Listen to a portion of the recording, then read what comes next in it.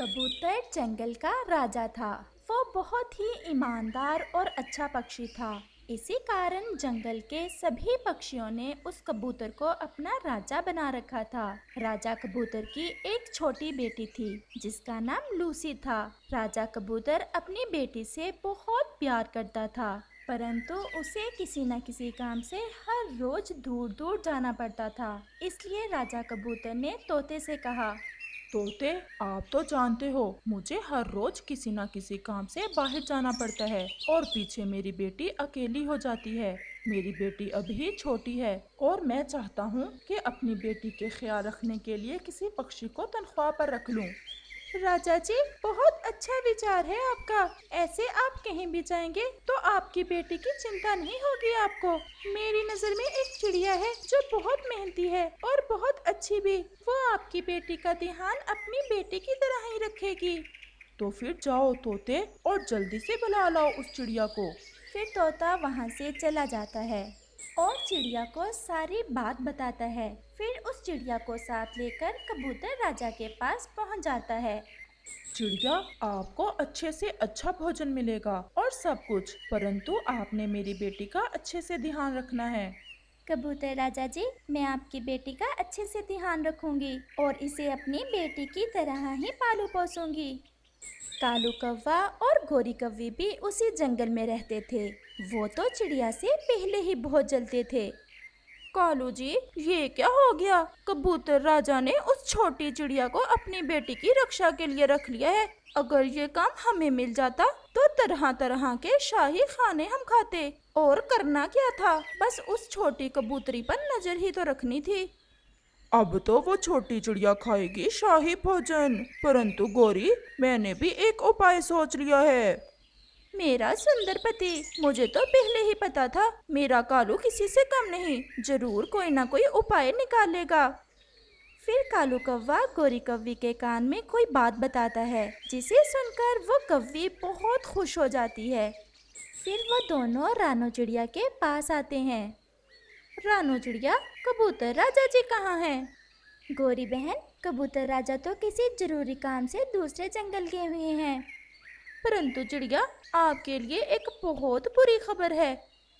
बुरी खबर? क्या क्या बुरी खबर है गोरी बहन? चिड़िया, दूसरे जंगल में जो तुम्हारी बहन रहती है वो तो बहुत बीमार है। उसका तो कोई पता नहीं कि आज या कल मर जाए। चिड़िया, आप जाएं और देखें अपनी बहन को।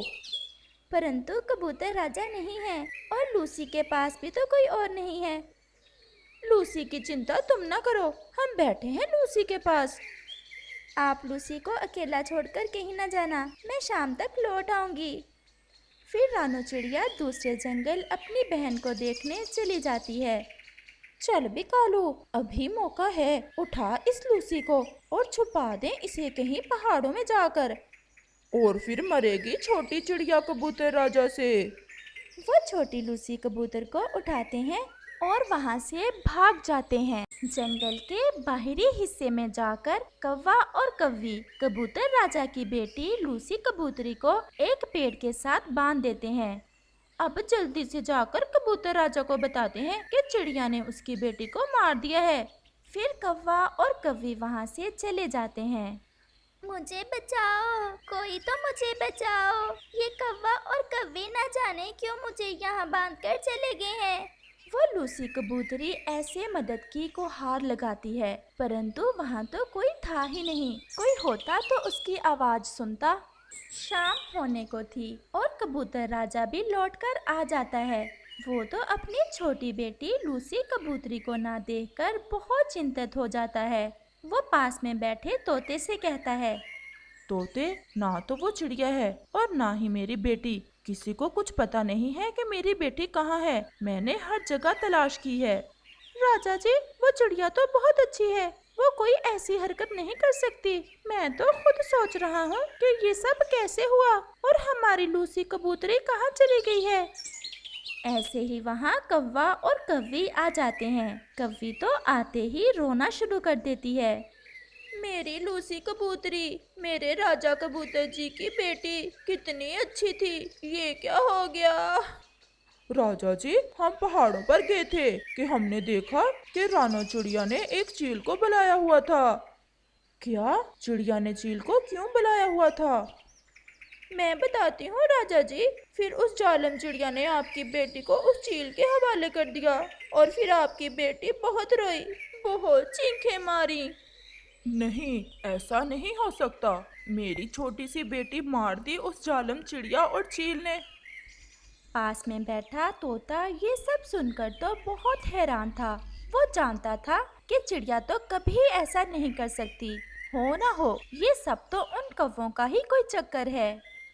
तोते, इसमें सबसे बड़ा दोष तो तुम्हारा है। अगर तुम्हें पता था वो चिड़िया ऐसी है तो फिर क्यों तुम लाए उसे मेरी बेटी की रक्षा करने के लिए? महाराज, वो चिड़िया तो ऐसी नहीं है। उसने तो कभी कोई बुरा काम नहीं किया, फिर वो ऐसा कैसे कर सकती है? राजा जी, इसे भी लटकाएं उल्टा। ये बड़ी चोंच वाला तोता भी उसके साथ ही मिला हुआ है, इसलिए तो लाया ये मनहूस उस चिड़िया को। राजा जी, ये सब आपको और आपकी बेटी को मारकर आपके राज्य पर कब्जा करना चाहते हैं। अगर ऐसा है तो मैं सबसे पहले सजा तोते तुम्हें ही देता हूँ, फिर देखूंगा उस चील और चिड़िया को।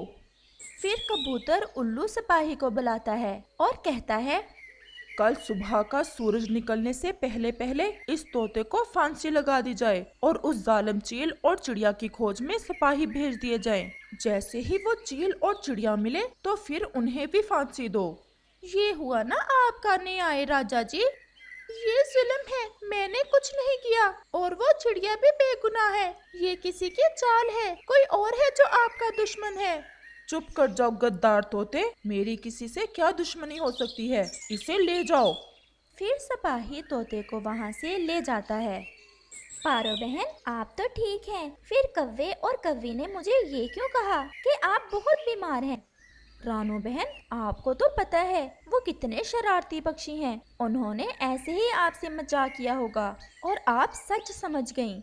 परंतु पारो बहन, राजा जी की बेटी तो वहाँ है, उन कौवों के पास ही छोड़ कर आई हूँ। ऐसा ना हो कि वो कौवे राजा जी की बेटी को कोई नुकसान पहुँचा दें। अब मुझे जल्दी से लौट कर जाना होगा। रानो बहन, अब तो रात भी हो गई है, कैसे जाओगी ऐसी रात को? दीदी, आप चिंता ना करें, चांद की रोशनी इतनी तो है कि मैं उठ सकूं और फिर सुबह होने से पहले पहले मैं वापस पहुंच जाऊंगी। तो फिर मैं भी आपके साथ चलती हूँ। मैं आपको छोड़कर कल दिन में वापस लौट आऊंगी। और फिर पारो चिड़िया अपनी बहन रानो चिड़िया को उसके घर छोड़ने चल देती है। रात के समय जंगल में कोई भी पक्षी उन्हें नजर नहीं आता।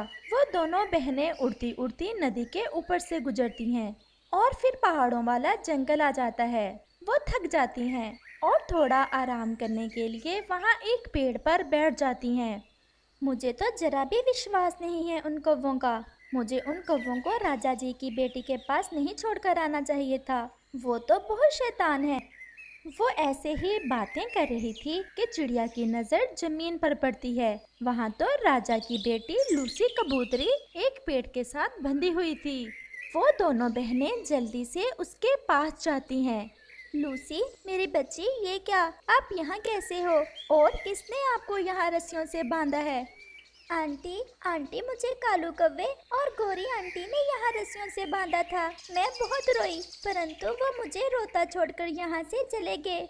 रानो, ये कौवे जरूर कोई शैतानी खेल खेल रहे हैं जो आपसे मेरे बीमार होने का झूठ बोला और इस गुड़िया को यहाँ रस्सियों से बांध के। अब हमें जल्दी जल्दी लूसी को लेकर कबूतर राजा के पास जाना होगा। फिर वो दोनों बहनें उस छोटी कबूतरी को साथ लेकर वापस होती हैं। ऐसे ही सुबह हो जाती है और सूरज तो बहुत ज्यादा रोशन था। कबूतर राजा जी, जल्दी जल्दी लगाएं इस बड़ी चोंच वाले को फांसी, फिर हम ढूंढ कर लाते हैं उस चिड़िया की बच्ची को भी। गोरी कव्वी ने अभी ऐसा कहा ही था कि वहाँ चिड़िया और उसकी बहन राजा कबूतर की बेटी को साथ लेकर पहुँच जाती हैं, जिसे जिंदा देखकर राजा कबूतर को अपनी आंखों पर विश्वास ही नहीं हो रहा था। फिर वो छोटी कबूतरी अपने पिता को सारी बात बताती है, जिसे सुनकर राजा तो बहुत गुस्से में आ जाता है और फिर कव्वे और कव्वी को उल्टा लटका देता है।